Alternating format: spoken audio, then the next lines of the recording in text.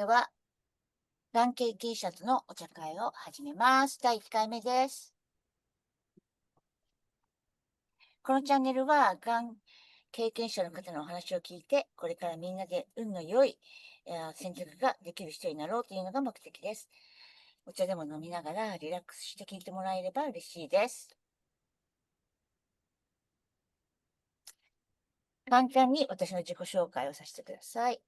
ナビゲーターのマイクです。私は老人がんサバイバーなんですけれども、わざわざその肩書きを名前に入れているのには理由があって、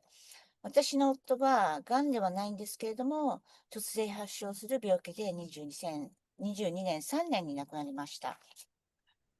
で、発症した時に、病院にすぐ行ったんですけれども、誤診されてしまって、家に帰されて、症状は本当にいろいろあったんですけれども、私たちは、運の悪いことに、事の重大さが本当に分からなくて、放置したので、5日後に合併症で亡くなってしまったんですね。で、その後、私は、人生初めて受けた人間ドックで、運よく癌が見つかったので、今ここにいるんですけれども、夫のことがなかったら、私の方が死んでいたかもしれないので、本当に運よく病気を発見できるかできないかは、紙一重で、たまたまちょっと聞いたことが結果を大きく変えると思っています。だから今日はミッチーさんのお話を聞いて、いろんなことを、学ばせてもらいたいと思います。では、ミッチーさん、よろしくお願いします。こんによろちは。しくお願いします。では、最初に、自己紹介をしていただけますか？はい、アメリカ北カリフォルニア州、アメリカの、北カリフォルニア在住で、52歳です。趣味は山登りとハイキング、ピックルボールなどで、アクティブに活動しております。がんは、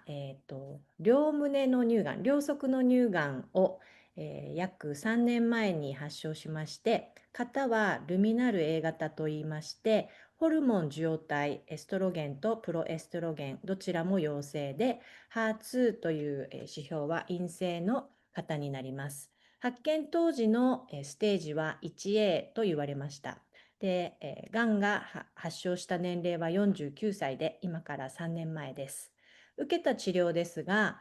両胸の全摘手術をし、その後、乳房の再建はしておりません。で、その後、手術の後に検査をしてもらった結果、右脇のリンパ節の転移が見つかったので、お医者様と相談をして抗がん剤治療を約12週間受けました。その後は、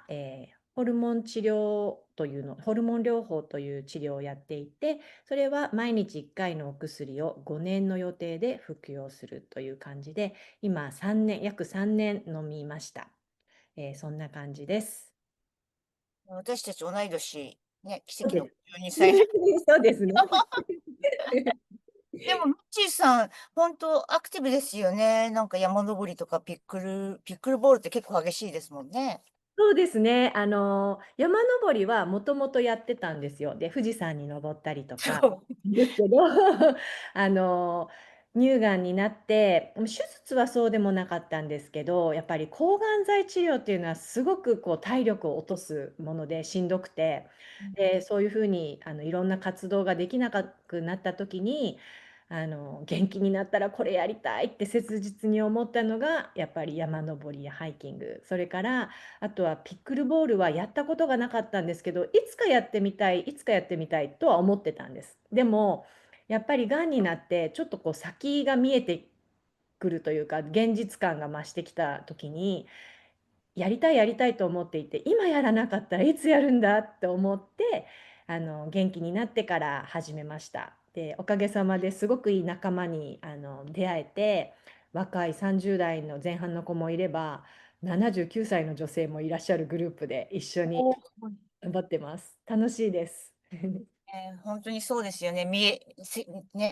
未来が見えるというか、逆に一歩先は何があるかわからないから、ね、今やりたいと思ったことをやっておかないとね、それがうん、大切ですよね。本当そうですね。うん。では、えー癌を見つけたきっかけ、ちょっとここに、メジャーなことをリストしてあるんですけれども、そのきっかけを教えていただけますか？はい。一番最初、2017年の10月に、うん。定期的に1年に1回受けていたマンモグラフィーで再検査になってしまって、で、精密なマンモグラフィーとかエコーをやってもらったんですけれども、その時に、じゃあバイオプシー、生検をしましょうっていうことになって、針を胸に突き刺して、うん。を取って検査に出すっていうのをやってもらって、で、その時は乳がんは陰性だったんです。ありがたいことに。で、うん。それから、ずっと何もなく過ごしていたんですけれども、約4年後の2021年の12月上旬ですね、に、がんではないんですが、1年に1度受けていたマンモグラフィーの予約を、いつものようにオンラインでしようと思ったんですけども、ちょうどその予約をしようと思った前日にコロナワクチンを打ってしまっていて、前日に打ったん前日だ。にそうで、接種後3ヶ月はマンモグラフィーの予約はできないというふうにメッセージが表示されて、あ、そうなんだと思って、で、それはワクチンを接種することによって、脇のリンパが腫れて、で、がんの後、間違ってがんではないけれども、がんかもしれないみたいな感じの、結果が出ることがあるらしくて、それで、あの、マンモグラフィーは3ヶ月後にしてくださいというふうに言われたんですけれども、で、まあ、12月にワクチンを受けたばっかりだったので、3ヶ月後の、じゃあ予約もなかなか取れなくて、結局、その次の年の3月ぐらいの予約を最初入れて、3ヶ月後以上の予約を入れていました。そうだったんですけれども、2022年の、12月から1月、約2ヶ月間ですね、その4年前の2017年に受けた、生検の傷跡、本当にもう点みたいな傷跡なんですけど、うん。ちょっと違和感がある。痛いんではないんですけど、ちょっとピクピクするというか、なんか変な感じがして、で、うん。触ってみると、傷も本当ちょっとなんですけど、大きくなったような気がして、うん。なんか嫌な予感がすると思って、それで婦人科のドクターに連絡を取って見てもらったら、特別な拡大できるマンモグラフィーというのがあるらしくて、で、それの予約を入れましょうって、もう大丈夫だとは思うけど念のため入れましょうって言ってくださって、それで3ヶ月を待たずにマンモグラフィーとウルトラサウンドをしていただくことができまして、で、2022年の1月下旬に、うん。がん右胸に1センチの、小さいがん、ステージ1のがんが見つかりました。で、その後、いろんな検査を受けないといけなくて、うん。で、それでMRI 検査も受けたんですね。そうすはい。ると、左胸にも0.9センチの小さいがんが見つかって、で、それも 1A だったんですけれども、で、左右同じタイプのがんで、でも転移ではなくて、それぞれ別々にできていて、原発同士っていうふうに言われました。でも、早く違和感にね、気づけてよかったですよね。その時に、あれ、ワクチンのせいかなとか思って、放っておったらね、また3ヶ月とかね。そうですね、本当に、それはすごく思いました。だからね、コロナに限らず、ワクチンを腕に打つじゃないですか。だから、脇とか腫れやすいのかなとあ思う。あ、そういうことか。だから他のワクチンでももしかしたらそうなるかもしれないですよかもね。しれない、そこはちょっとわからないんですけれども、でも、それは自分が経験したことだったので、今日皆さんにもお伝えしたいなと思った一つでした。だから、マンモグラフィーとかを受ける前は、できればワクチンは受けないとか、受けたああ、後にワクチンを受けるとか、そういう順番っていうのも大切なのかなと思って。うん、それがそうですね。でも、両胸が転移じゃなくて、そう、原発でい両方ともって言われて、それって普通、結構あることなんですか？怖いですよね。でも、やっぱり大体は片胸の人が多いですよね。私も、だから、うん。手術をするってなった時に、どういう、全摘をするか、部分切除するかとか、そういうので皆さんどうされてるんだろうと思って、いろいろ検索をした時に、うんうん。両胸っていうがんはあんまり見つからなかったんですよ。片うん。に最初なって、その後、また何年かして、別の胸に再発して、両方なりましたとかいう人はいましたけど、うん。最初から両胸、しかも全摘みたいな人はほとんど、まあ、ほとんどでもないですけど、なかなか見つからなくて、検索しても。ああ、じゃあ珍しいケースだったんで珍すしいのかなとは思いますね。ね。うん。で、うん、告知された時とか、うん、どうでしたか？そうですね。最初はね、お電話で告げられたんですよ、ドクターから。うわコロナ禍だったからかもしれないですけど、電話かかってきて、で、がんだよって言われて、で、その時はなんか割と淡々と受け入れて、あ、そうなんだ、みたいな感じだったんですけど、でも、やっぱりちょっとずつ、1日、2日、3日と時間が経つにつれて、不安がすごく襲ってきて、で、その時ちょうど冬の冬季オリンピックの最中でフィギュアスケートが好きで見てたんですけど、うんうん。それを見ながら、ああ、4年後、このオリンピックの4年後、私、この世界にいるのかなとか、なんかこう、すごい一人で、なんかこう、暗くなったりとか、あと、うん。あなんか家の中もちゃんと整理しとかなきゃと思って、押し入れの中の整理を始めてみたりとか、すごい情緒不安定でしたね。そうですよね。なんか、うん、日によって変わりますよね、すごく。日によってね、ポジティブな日もあれば、もうすごいドヨーンと落ち込んで一人で泣いてみたりとか、そんうんな感じ。うんうんうん。まあね、それはね、誰もが多分経験することだと思うんですけれどもね。で、私、がんには詳しく、乳がんの方は、調べたりしたことがあまりないんですけど、ミッチーさん、ステージ 1A で両胸全摘したんですよね。で、そうですね。治療法とかってどうやって決めるんですか？そうですね。まず、右胸の乳がんが見つかった時に、病院から進めて、もういろんな検査を受けました。その中には遺伝子検査もありましたし、MRI 検査もありましたし、で、まあ、その MRI 検査で左胸、反対側の胸にも小さいがんが見つかって、で、その時にドクターに言われたのが、左胸のがんは0.9センチの、まあ、小さいがんなんだけど、それ以外にもがん予備群プリキャンサーという日本語で非浸潤性乳管がんっていうことだと思うんですけど、うん。本当にがんの予備群が無数にあると言われて、で、怖これいじゃない。普通にって言われて、もうドクターにこんなの初めて見たって言われて、そうえで、これと将来、ね、がんになる可能性が高いって言われたんですよね。でもまあ、それはドクターが誇張して言ったのか、ちょっとそこは分からないですけど、でも初めて見たって言われました。こんなにいっぱいああるのはあ、って。うん、そやっぱりれで、珍しいケースなのか。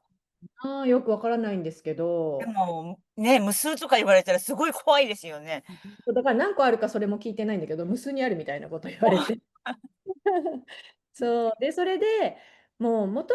もと、まあ、全摘もありかなと思ってたんですけど、もう両胸にあって、しかも左胸は無数にね、プリキャンサーがあるって言われたので、もう絶対全摘しようって心の中で決めたんですよね。で、その時にでもやっぱりドクターの見解も聞いてみようと思って、私の意見は言わずに、ドクタうん。ーに、まあ、もしドクターのご家族が同じ状況だったら、どういうあ選択を進めますかって言ったら、やっぱり両胸全摘を進めますねって言われたので、あ、うんやっうん。ぱりそうですよねって言って、私もそう思うので、じゃあお願いしますって言って、割とすんなり決まりました。あ、もうその前には、やっぱり病院からも、カリフォルニア州が出している冊子とか、病院の冊子とかいろいろ持っあ、はいはいはて、い。で、乳がんの場合は、まあ、全摘、部分摘出で全摘した場合も再建をするとか、で、うんうん。いろんな方法があるので、それを細かく詳しく説明してある冊子があって、で、後うんうん。で後悔しないようにっていうのですごいその冊子をきちんと勉強してくださいって言われて、私も一生懸命英語を読んで、もう初めて聞く言葉、マステクタミーとかランペクタミーとか全然覚えられなあくて、医療用語。ちょうどやっと覚えれましたけど、こんな言葉聞いたこともないっていうような言葉を一生懸命勉強して、うんうん。で、自分でもまあ調べて全摘しようって決めたので、まあ、後悔も全然ないですし、逆にそうやってよかったなと思っています。やっぱり全摘が一番安全な確うん、実なが方法なんです再ね。発は少ないとは言われうん、ましたけど、でもうんうん。絶対再発しないわけではないですし、っていへえ。うことらしいんですね。だから、それはね、もう本当にご自身の判断で、あとうん、私の場合はちょっとプライベートな話ですけど、胸がもともとあんまり大きくなかった、痩せ型で胸も大きくなかったので、で、ドクターに、あなたの場合は部分摘出をすると、胸がもともとないところに摘出を割と取るから、うん、取った後の胸の形がすごくいびつになって、うん。部分摘出って言っても、なんかもう、なんか変、なんていうんですかね、ほとんどぺたんこに自然に見えないみたいな。言われて、で、そのドクターがそれまでにやった患者さんの私と似たような胸の形とか、ああ、はいはい。とかの方の症例の写真を見せてくださって、いやー、これだったらもうない方があすいいって私は思ったので、もうなしっていうことで決めました。あ、で、あなるとは再建もほど。やっぱり胸の膨らみがなくなるっていうのは女性としてはやっぱりすごく傷つくものっていうか結構うんうんうん。で、着るものとかね。そうどうしようかと思ったんですけど、私はまあ50歳前後っていう年齢もありましたし、あと、シリコンとかを入れるみたいなんですけど、で、それも入れて絶対一生そのままっていうわけではなく、もしかしたらこう破損してしまって再手術とかいうこともあるっていうのを聞いたので、もうなるべく手術はしたくないと思って、私は再建も選ばず、っていうことです。でも再建をしてらっしゃる方もいらっしゃって、すごく綺麗にね、乳房を作ってもらって、で、多分人によっては乳首もうまくなんか残す、作れたり、多分タトゥーで乳首を入れたりとかもあできるみたいで、だからすごく今の技術は発達しているので、あのいい胸を作ってもらえるとは思うんです。だからこれも本当に自分で調べて考えて、ご自分の判断でっていう感じになると思います。本当にいろいろなんか選べる選択の数が多そうな感じですよね。乳がんは本当になる方も多いっていうのもあって、多分乳がんのその団体とかオーガニゼーションに集まるお金も多いんだと思うんですよね、研究費とか。だから治あ、療もすごく確立されていて、で、うん、いろんなサポートもたくさんあるので、もちろんがんになるっていうのはすごく大変なことで、ね、アンラッキーですけれども、乳がんうんうん。っていうのは他のがんに比べたら多分すごく恵まれたがんなんじゃないかなとは思います。なるほど。でも実際のところ治療とかどうでしたか？なんか治療の前とか、うん、治療中とか、やってよかったこととかありますか？そうですね。まず治療前にやってよかったことは、手術と抗がん剤治療に耐えられる体を作りたいと思って、体力を増やそうと思って、有酸素運動と簡単な筋トレを、以前からも少しはやってたんですけど、もっと真面目にやろうと思って一生懸命積極的にやるようにしました。で、それはすごくやってよかったなと思っていて、体力がついたので、うまく治療も乗り越えることができたし、で、あとは治療後に同じメニューを再開した時に、治療前と比べてどのぐらい回復できたかっていうのが自分でも分かって、例えば私の場合は両胸を全摘したので腕とかも上がりにくかったんですね。それがどれぐらい腕が上がるようになったとか、うん、体力も前歩けてた、距離どれぐらいまで歩けるようになったとか、そういうのが本当に目に見えて分かったので、その、うんうん。治療前と治療後で同じメニューをやるっていうのはすごく良かったなと思っています。うん。あとは、そうですね。あとは治療前とか治療中ってやっぱり気持ちもね、落ち込んで泣いうん。たりとか辛いことも多かったりなんですけれども、でも、私の場合は髪も、抗がん剤治療して髪も抜けたので、写真を撮りたいとかいう気持ちにはね、ならなかったですし、その時にはならなかったんですけども、でも、将来の自分へのプレゼントとして写真を撮っておくっていうのはやっぱりいいなって今思っていて、で、あの時頑張ったなと思って自分やその周りのサポートしてくれた人たちを誇りに思えるし、うん。あの、そういう記録を残すっていうのはやっぱりすごく大切だなと思っていて、で、私の場合は胸の全摘をするって決めた時に、うん。じゃあビキニ、年がいもなくビキニ着て3月の、上旬のめちゃくちゃだったんだ。カリフォルニアのね、北カリフォルニアの海ってめちゃくちゃ寒いじゃないですか。なんか南カリフォルニアとは違って、北カリフォルニアって夏でも実はめちゃくちゃ寒いじゃないですか。でもなんか3月の、上旬に夕方、海までドライブ、夫に連れてってもらってドライブして、で、ビキニ着て、で、写真撮ってとかって、なんか本当バカみたいなことやったんですけど、でもなんかまあそれはそれですごく楽しかったし、なんかこうその写真を見るたびにね、ああこんなだったなとか、あの時こんな気持ちで写真撮ったなとか、夫もすごいこうノリノリで写真撮ってくれたんですけど、多分夫もなんかこう口には出さないけど不安だったんだろうなとか、いろんなことを思い出して、今ちょっとこう、その時頑張った自分たちを褒めてあげたいなみたいな気持ちになるので、皆さんも多分がんって宣告されたらすごく辛くてね、写真なんか撮りたいとかいう気持ちにはならないかもしれないんですけど、なんか時々写真を撮るっていうのはやっぱりおすすめしたいですね。ビキニ写真ってね、スタイルめっちゃ良かったね。よくはないんだけど、いや、それがビキニ写真とかないな、生涯ないなと思って、これは今撮っとくしかないと思って。逆に前に撮ってなかったからあまり。若い頃確かも撮ってなかったから、これは撮っとこうと思ってポーズ撮ってね。ポーズでもなんか、そのお話聞いただけで、なんか楽しそうな感じがちょっとね、思い出の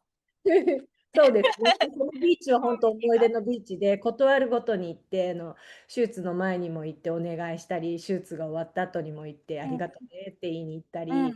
そうそう自分の中ではなんかこう、お願いするビーチっていうか、う感じの場所ですね。うん、いいん。ですね。うん。でも筋トレとかする時間が、手術前にあったってことは、結構、その手術まで待ったんですか？そうですね、2ヶ月ありました。あ、2ヶ月あったんだ。2ヶ月もあったんです。というのが、いろんな検査が、うん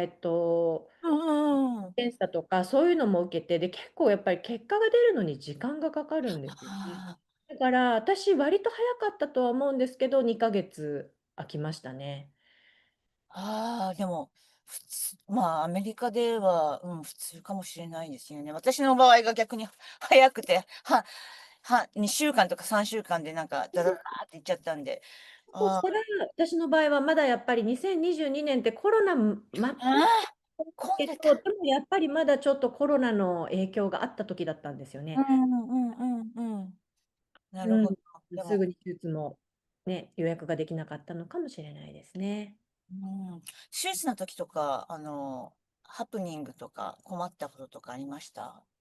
そうですね。手術の時は、まあ、そんなにハプニングはなかったんですけど、困ったことでもないんですけど、なんかね、両胸を全摘するっていう結構大きい手術だと思うんですけど、アメリカの病院で私は日帰り手術だったんですよ。入院させてもらえなかったんです。で、なんか調べた時に、両胸全摘ってどれぐらい入院するんだろうと思って調べたら、日本ではだいたい多分片胸全摘で1週間ぐらい入院される方が多いのかな。で、多分ああ、両胸で10日間ぐらいみたいなのをどこうん、かで記事で読んで、へえと思っていたら、私日帰りって言われて、ええと思って、アメリカスパルタだなと思ったんですけど、でも、なんかそれをアメリカ人の友達に言ったら、そのアメリカ人の友達でさえも、って言ってびっくりしてたから、もともとはなんか多分入院させてもらえるんだったんだと思うんです。でも最近の風潮として、うん。日帰りでも行けるし、割と入院しても日帰りでも、エマージェンシーになる率は変わらないから、じゃあもうすぐ退院させて、慣れ親しんだお家で療養してもらった方がいいよねっていう感じの考えで、そういううん。システムが最近導入されているようなことを聞きました。うん。でも、その、まあ、日帰りの手術って結構アメリカね、どんな手術もあるあるで、日本の人ってみんな驚くんですけど、さすがに全摘で日帰りはない。でもまあね、後から分かったんうん、ですけど、やっぱり内臓系の手術ってすごく予後も大変で、ね、うんうん、リカバリーにも時間がかかるじゃないですか。でも、うん。胸の手術っていうのは基本、臓器ではないから、ある意味、なんていうんですかね、非ああ、みたいな、なんかそんな位置づけいうなん感じで。っていうのを言ってる方の YouTube をネットで、ね、YouTube を見たことがあって、あ、あそうだっあ、たんでしたね。うそうん。なんだ。でも、その、ね、チューブ、私も首のリンパ全摘した時にそうですよね、入れらドレイン。れたんですけど、あれつけたまま家帰るのってなかなか怖いですよね。そうですね。なんか抜けるんじゃないかとか、私の場合は、胸の胸の、下うんうんにうん。つけてもらって、両方の胸だから、両方。うんうん。ね、つけてもらって、で、お風呂入るのも、ね、ちょっと煩わしいですし、おシお風呂入ったんだ、あれで。ャワーね、シャワー、ごめんなさい。お風呂入入っられるの。うん、シャワーも、でもシャワーも最初2日ぐらいは確か入っちゃダメって言われたような気が、ですよね。うもうんうん。覚えてないんですけど。で、うんうん。でも、シャワーするのも大変だし、で、あと、マイコさんもご経験があると思うんですけど、その、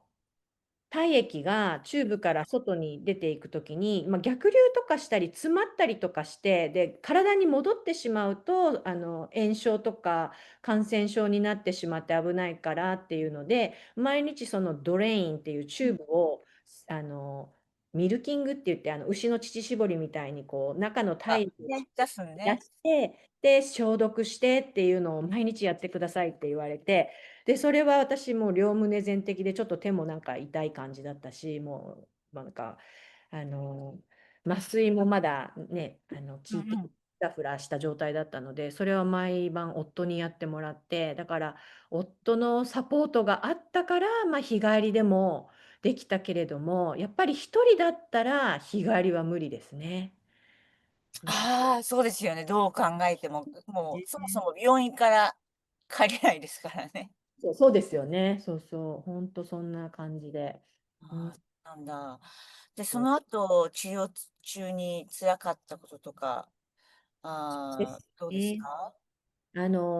術の後に辛かったっていうのは、やっぱり脇とか腕がこう痛かったりだるかったり、あと神経にやっぱりちょっとこう当たっているのか、神経がピクピクしてそのうんうん。胸のあたりの神経ですね、胴体の神経がちょっと痛かったりっていうのはあったんですけども、でも手術の方の、あの辛かったっていうのは後遺症っていうかそれはあまりなくて逆に抗がん剤治療は本当にしんどかったですね。あのうん。で吐き気とか辛いって言われるじゃないですか。もちろんそういうのもあるんでうんうん。すけどもそれはまあ良いお薬も今できていてそういうのを打ちながら打ったり飲んだりしながら割とコントロールできていたんですけれども私の場合はちょっと気持ち的な辛さがあってあの私の乳がんの、抗がん剤治療の治療薬は、脱毛する可能性が高いというものだったんですね。で、ドクターがうんうん。最近はいいものができていて、脱毛を抑制するためのコールドキャップっていう、頭皮冷ですよ却療法、ね。そうそうそう、ありがとうございます。頭皮冷却療法っていうキャップをかぶると、絶対じゃないけど、脱毛しない可能性が高くなるよっていうふうに教えてもらって、うんうんうんうん。それはそれにかけてみようって言ってね、ね。これをね、脳みそみたいな青い そうね、頭につすごい。けて、で、その上から右側に映ってます、キャップをかぶってバンジーコードみたいなのでギューって引っ張って、もうだから、なるべくその冷却する方のアイスパックの方が頭の頭皮に密着するように、もうギューッああ、とそういうことか。張り付けて、で、顎とかもすごいもうなんか痛い感じになるんですけど、で、それを抗がん剤が始まる、何分か前か、結構前なんですよね。時間的に言うと、まあ、抗がん剤治療が2、3時間あって、で、そのうんうん。後、このコールドキャップでまずは冷やすっていうのもあったので、抗がん剤治療もだから5時間ぐらいこの帽子をかぶってえ？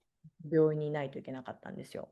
で、それがもう頭も本当ドライアイスを頭に乗っけているような状態なので、うーん。すごい冷たいし、で、もうバンジーコードで引っ張ってるので、頭もすごいキツキツで、もう頭痛はするし、吐き気はするしで、本当肩も凝るしでしんどかったんですね。うんうん。でもまあ頑張ってやろうと思ってやってたんですけど、そんなうんうん。頑張ったにもかかわらず、髪がごっそり抜けたんですよ。ああ、悲しい。また本当にもう一番抜けた日はもう、シャンプーをね、何日かに1回ジェントルにやってくださいとか言われて、ジェントルにやったんですけど、ものすごいもうごっそりほとんど抜けたんです。もうえちょっとね、え。怖い、ホラー状態でしたね、お風呂場が。で、もう本当に辛くって、で、なんかもう一人でワンワンお風呂で泣いて、うんで、うん。胸がなくなって、その胸の手術をした後に、あの、うん。包帯を2週間ぐらい巻いてて、その2週間だったかな、覚えてないんですけど、その包帯を取った時に、なくなった胸を見た時も、やっぱりさすがにちょっと辛くて泣きましたけど、一瞬。でもそれは割とすぐなんか適応できたんです、私の場合は。うんうんうん。次の方は、なんか辛かったんですよね。なんか人によってはね、髪も最初から坊主になさったりとかして、すごい前向きに明るく過ごせる方もいらっしゃるのに、で、私もそんなに髪にこだわりがあったわけではないんですけど、でも、そこで私は引っかかっちゃって、もうすごい辛くて落ち込んで、ねえ、これ、辛い状態のキャップをね、わざわざ使って、でもそうそう、全然効かなかったと。期待してた分余計ああ。もあったのかもしれないんですけど、だから髪が抜けて、で、カツラはなぜか私かぶりたいと思わなかったんだよ。カツラかぶればよかったんですけど、なんかカツラはかぶりたくないって、頑くなに思っていて、逆に。あそう、だからまあちょっと帽子とかでね、隠してたんですけど、でもやっぱり髪がないっていうのは、あのまあ私の場合はですけど、いろんなことが自信喪失につながって、なんかやらかしても、どうせ私なんて髪ないからねみたいな感じでなんかあ。卑下するっていうか、そんな感じの気持ちにもなったりとかして、精神的に辛かった。うんうんうんうんうんうん。ね、やっぱね、期待してた分だけね。これでそうですね。ほんとに効く人もいるんですよね。そう、聞く人もいるんですよ。ほとんど抜けてない人もいて、で、抜けてもね。ほんとちょっとちょろっと一部分だけ抜けるから、部分的なウィッグみたいなので、カバーできる人もたくさんいて、で、そういうパックスマンっていう会社の、イギリスの会社のを使ったんですけど、このうんうん。パックスマンが、Facebook グループを作っていて、で、こうん。のパックスマンを使う人は誰でもそのグループに参加できるので、全世界の人が参加してるんですけど、へえ。で、今私と同じような状況の人がいるとか、うん。元気になったりとかしてましたね。ああ、じゃあ、まあ、人によってなんですかね。まあ、かけてみるっていうのもあれなんだけど、ね、うんうん。残念ながらさ、ね、効かないケースもあるみたいな感じなんですね。みんなにちょっと筋肉増えたんですよって報告したりとか、そういう報告ができるっていう場があったのが、私は本当にありがたくて、で、うん。これがメディカルカフェがあったから、なんか辛い治療も乗り越えられたかなっていう、前向きに。